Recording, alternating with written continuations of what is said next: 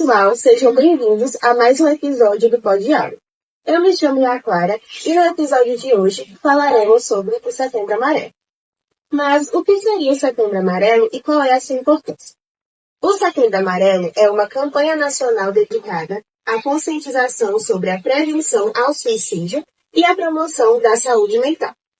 Criada em 2015, a iniciativa buscaria diálogo sobre temas como a depressão, a ansiedade e o bem-estar emocional.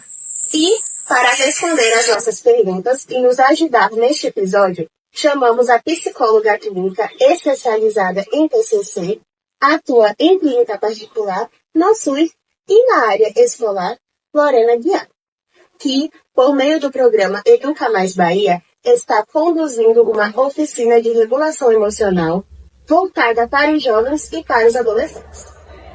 Lorena, como as crises emocionais, em alguns casos, elas não são perceptíveis, quais são os sinais de alerta que amigos e familiares podem observar em alguém que está passando por alguma crise emocional? Os sinais, são variados, porque quando se trata de saúde mental, é um processo muito subjetivo. E muitas vezes, alguns transtornos que já vêm com o diagnóstico pronto podem se manifestar na pessoa, de diferentes formas. Mas, assim, alguns sinais que são muito comuns acontecerem, principalmente em jovens e adolescentes, é o isolamento. É aquela pessoa que era muito divertida, que gostava de fazer muitas coisas. Ela começa a perder o ânimo de fazer, começa a querer ficar só no quarto, começa a perder alguns aspectos mais do social, como perder a capacidade de fazer novos amigos. Há um déficit também na escola, nas notas, na aprendizagem, porque a concentração e a desatenção também é um sintoma que é muito comum em problemas de saúde mental. E também, em alguns casos mais graves, a gente pode observar que alguns jovens e adolescentes têm realizado, autolesão. Então, tem alguns cortes, tem algumas coisas assim que eles acabam fazendo. Esses jovens, geralmente, eles acabam usando muito casaco. Eles acabam tentando esconder essas lesões, Então, é muito importante, assim, que os pais, os familiares, prestem atenção nos comportamentos para que consigam identificar essas disfuncionalidades. E também procurar uma ajuda, né? E com certeza, quando começa a identificar exatamente, quando a gente começa a observar esses sintomas e sinais e comportamentos, o ideal é que a gente procure entender, procure ouvir, procure, de certa forma, fazer uma escuta sem julgamento, para que a própria pessoa tenha essa confiança em conseguir se abrir, E como você falou, não transformar isso em um tabu, não transformar isso em algo que é da culpa da pessoa, que é realizado com intenção. Saúde mental nunca é culpa de quem está sofrendo. Lorena, como você bem falou, não só no Setembro Amarelo que a gente pode debater sobre saúde mental, e de que forma as escolas e as instituições educacionais podem contribuir para essa saúde mental, não só no Setembro Amarelo, mas, durante o período do ano entre os jovens e adolescentes?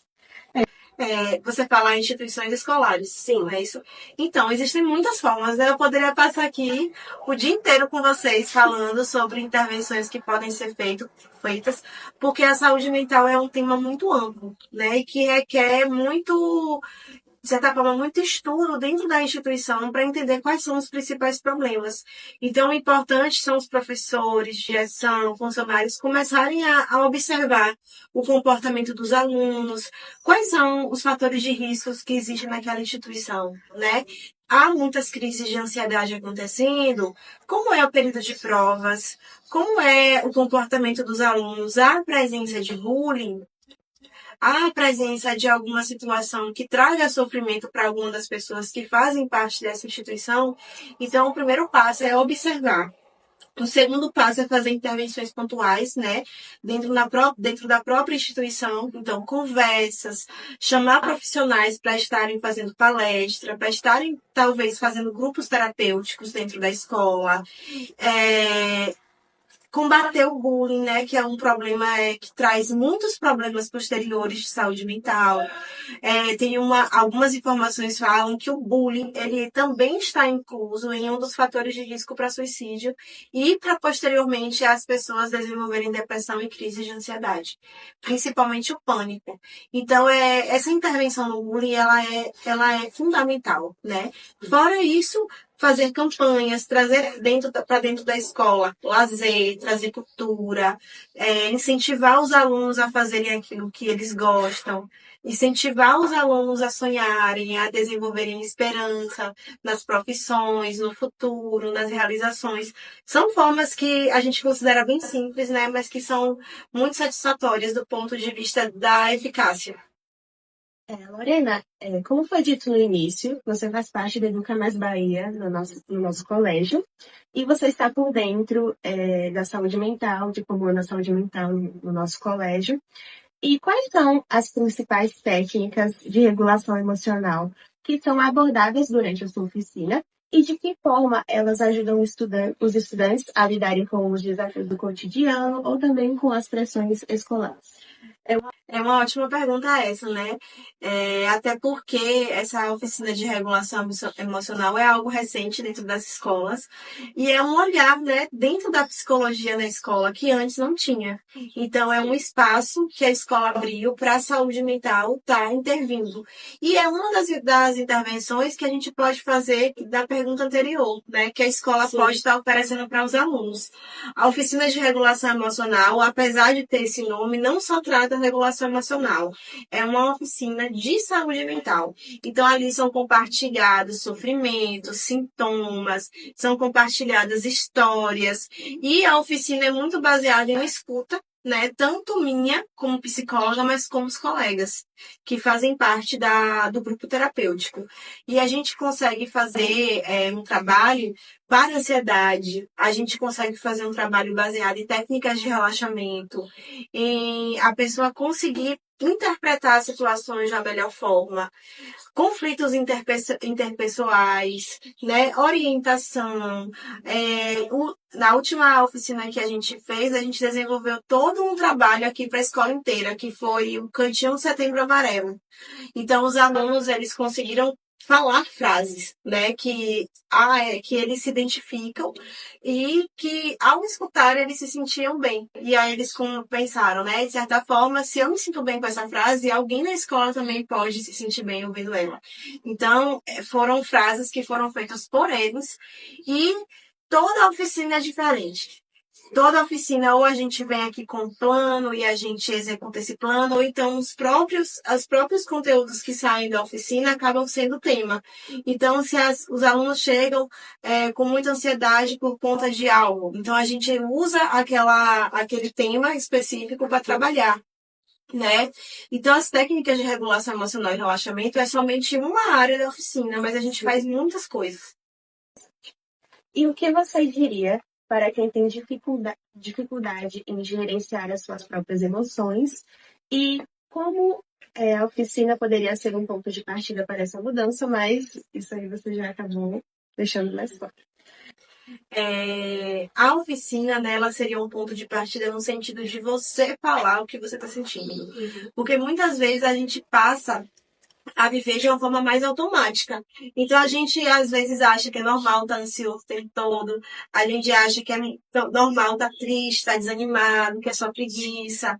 Então, o fato de você procurar um profissional que ajude você a identificar se é uma preguiça, se é um desânimo, se é uma ansiedade mais comum, né?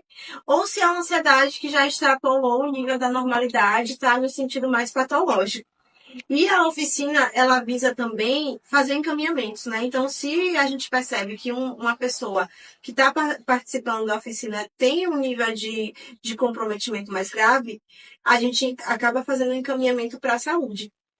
Então, esse seria o ponto de partida da oficina, né? Fazer uma escuta, acolher, a pessoa começar a compreender melhor as suas emoções, entender o que é tristeza, entender o que é ansiedade, qual o papel da ansiedade na nossa vida. Então, esse seria o ponto de partida, né? E para as pessoas que já reconhecem isso em si, procurar ajuda é fundamental. Saúde mental é um problema de saúde, como o próprio nome já fala. Então, como qualquer outro problema de saúde, a gente precisa procurar um profissional adequado para nos ouvir, para nos orientar. Se a gente tem uma dor de dente, a gente vai no dentista. Se a gente tem uma dor de cabeça, a gente vai no médico tomar remédio. Se a gente tem um problema de saúde mental, a gente procura também especialistas para que ajude a tratar o problema. Né? E não a gente ficar postergando, só faz com que o problema muitas vezes se transforme em uma coisa muito maior. E para ressaltar, Lorena, para quem deseja, os alunos que desejam participar da sua oficina aqui na escola, qual é o dia e quais são os horários? As oficinas acontecem todas as tardes, às quintas-feiras, das 2 às 5 horas. E eu estou aqui na escola, também na quinta-feira pela manhã, fazendo uma escuta, e também na quinta-feira à noite. Então, os alunos que desejarem conversar, compartilhar, né, fazer uma escuta, inclusive uma fala individual, então eu também estou aqui para acolher.